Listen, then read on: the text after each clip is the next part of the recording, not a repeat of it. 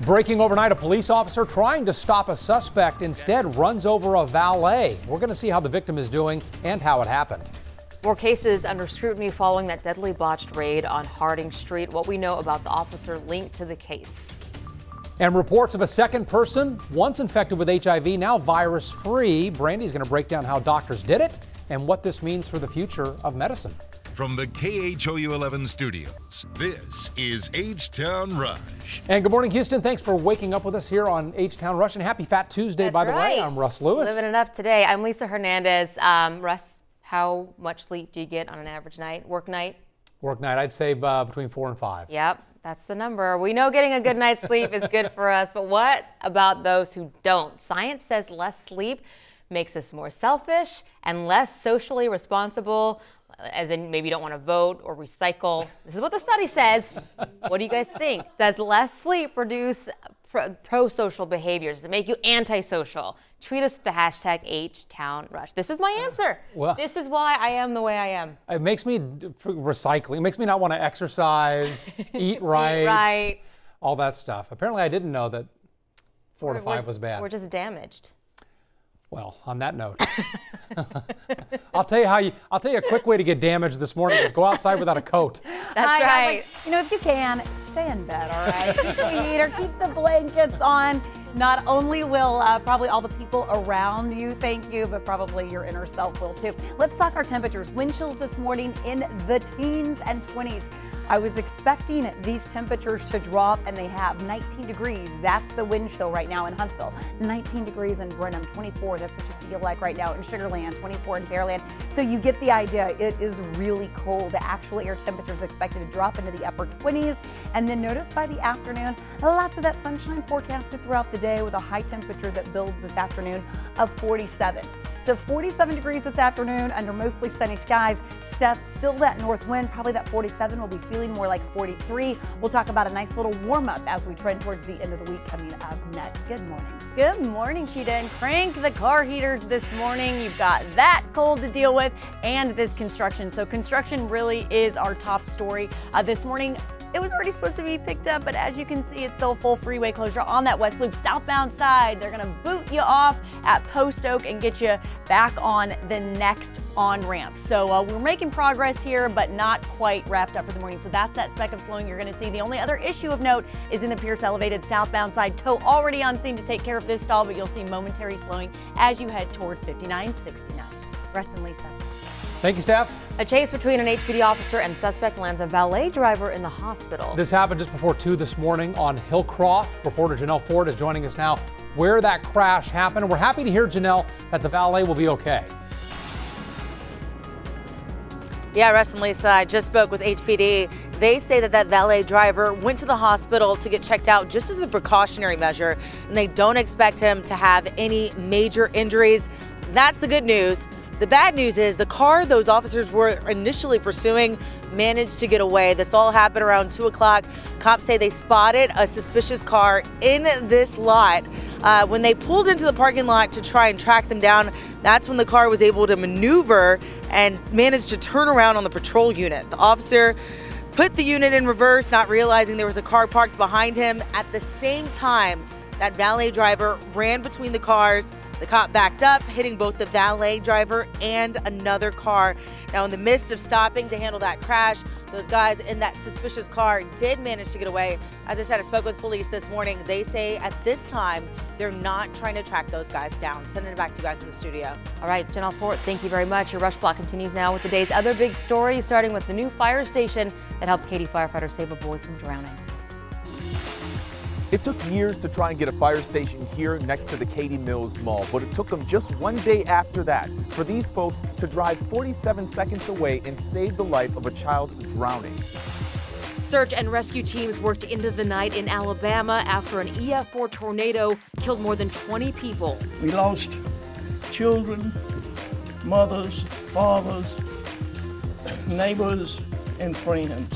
The tornado was the deadliest to hit in the U.S. in nearly 6 years.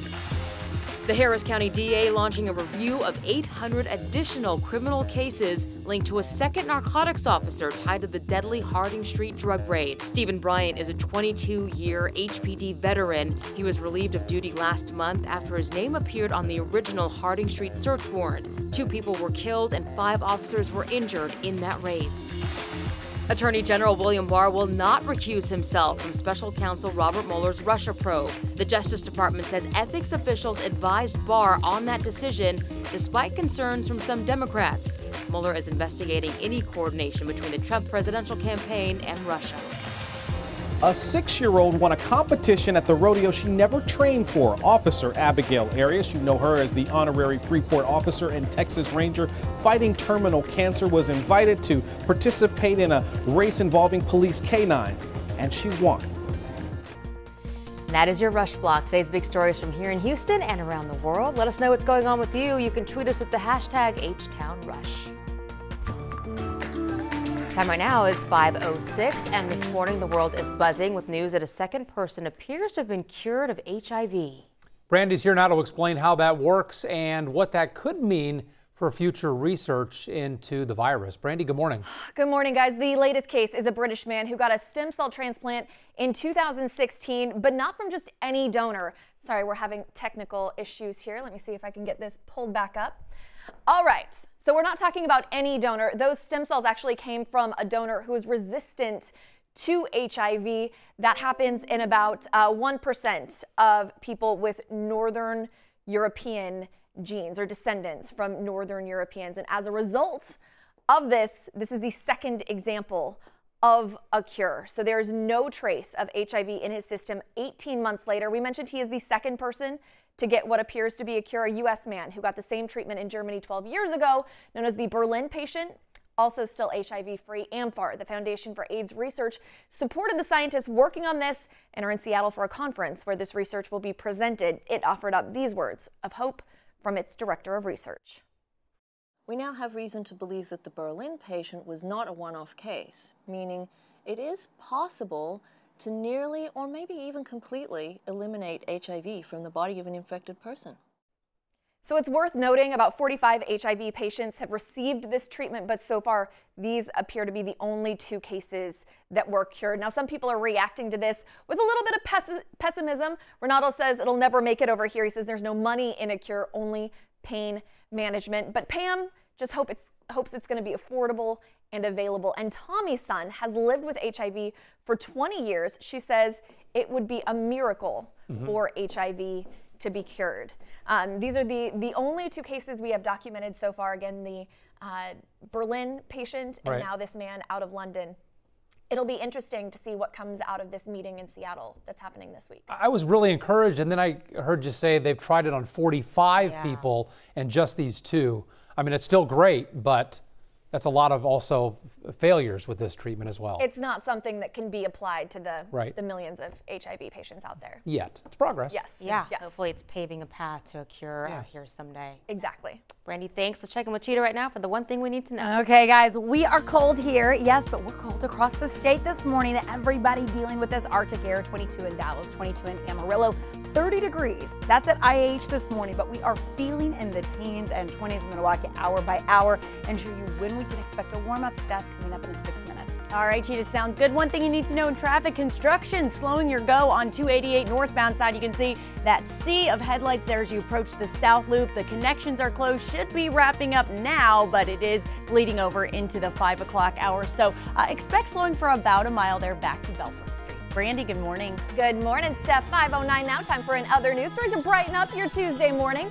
UK leaders want to end global poverty in about 10 years. The 2030 campaign was announced yesterday as part of the campaign for International Women's Day, with the focus on young girls, because 1 in 10 of them can't afford sanitary products, which leads to them missing school. The UK government pledged what equates to more than $2 million to work with women's rights organizations and companies in 27 countries to come up with a sustainable solution. Going green might sound like a good idea, but is it really good for the planet? Not according to a study in Sweden. Researchers at Gable University say tree huggers do more harm than good. They say many people who chase after products labeled as eco-friendly actually tend to go overboard and buy more, thinking they're doing the earth a favor. The study says really, in this case, less is more. This is some breaking news for all of us on the morning shift. When you don't get enough sleep, you're more selfish and less social. Researchers at Brigham Young University came to that conclusion after studying 1,100 people at different times of the day, either super early in the morning or in the afternoon. The lead professor says being tired all the time could cause someone not to take part in civic duties like voting or volunteering with a charity. Lack of sleep could also make us lose motivation because our brains may have to work harder. I will say, guys, on this shift, I don't think my brain has ever worked as hard. Just trying to do the basics because it's so sleep deprived. We make it work, Brandy. We make it work, but I don't know if we needed to pay for that study. Right. No, never paid for that study. That should have been a $6 study. That's all I'm saying. Just talk to us. Or our spouses. And they Yeah. would be Or like, our spouses. sleep deprivation may make you selfish and less social. Exactly. I don't know. And not want to make dinner. Or do anything else. You're right. It's 5:11 right now. Another fast food feast at the White House. Who attended that celebration and what was on the menu?